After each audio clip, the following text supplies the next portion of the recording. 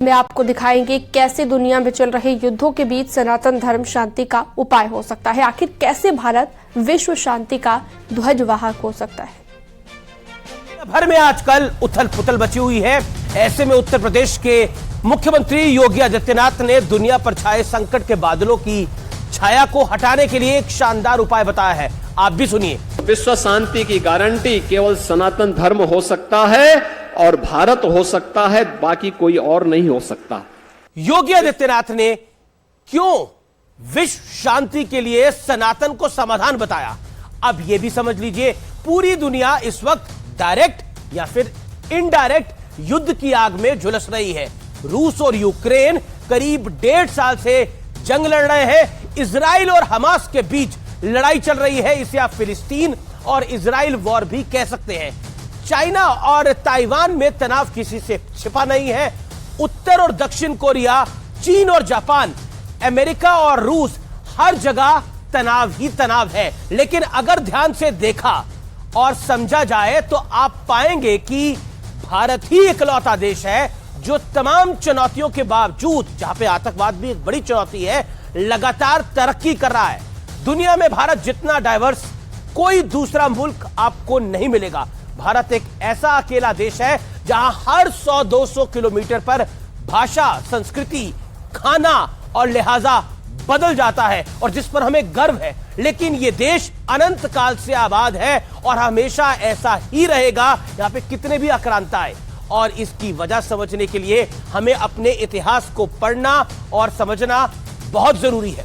भारत सनातन की भूमि है। हम प्रकृति के सभी एलिमेंट्स को सोर्स ऑफ एनर्जी मानकर पूजते हैं। सनातनियों का पूर्ण विश्वास है कि हर जीवित चीज में ईश्वर का वास है। हमारे लिए अतिथि देवता है और हम किसी को भोजन कराना और पानी पिलाना पुण्य कर्म मानते हैं। सनातन धर्म का मूल मंत्र है वर्ड इज वन फैमिली, यानी वासुदेव कुटुंबकम। यानी सनातनियों की डिक्शनरी में अनैतिक विस्तारवाद कहीं भी नहीं है। यानी तलवार के दम पर अपना खौफ पैदा करना यह है ही नहीं। दुनिया में नजर घुमाकर देखिए, कहीं ताकत की लड़ाई है, कहीं अधिकार की लड़ाई है, तो कहीं धर्म के नाम पर गले काटे जा रहे हैं, बम फोड़े जा रहे हैं। दूसरी ओर सनातन संस्कार इंसान को इंसान समझने की प्रेरणा देता है। कुरुक्षेत्र की रणभूमि में वासुदेव श्री कृष्ण गीता के उपदेश में कहते हैं कि अच्छा बुरा, लाभ और हानि कुछ भी इंसान के वश में नहीं है।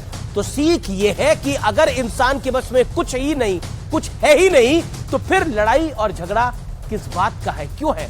यानी योगी आदित्यनाथ की बात का सीधा तात्पर्य है कि लड़ाई का मकसद नहीं होगा तो शांति की गारंटी होगी व्यूअर्स। और सनातन संस्कारों की तरह अगर दुनिया का हर व्यक्ति लालच छोड़कर दूसरे की भलाई के लिए कार्य करेगा तो दुनिया में शांति आना निश्चित है।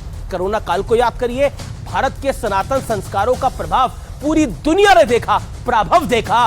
उस दौर में हमने न सिर्फ अपने लोगों की जान बचाई बल्कि कई देशों को वैक्सीन और दवाओं के साथ मदद करी। ये हमारी संस्कृति और हमारे संस्कार ही तो थे, और ऐसा हमने इसलिए किया क्योंकि यही हमारे संस्कार हैं। हम तो सबकी शांति की कामना करते हैं। हम कहते हैं ओम शांति अंतरिक्ष, ओम शांति पृथ्वी, ओम शांति सर्व शांति, शांति शांति शांति ओम। हम तो ये कहते हैं, इसीलिए कहा जाता है कि सनातन शांति का संदेश है।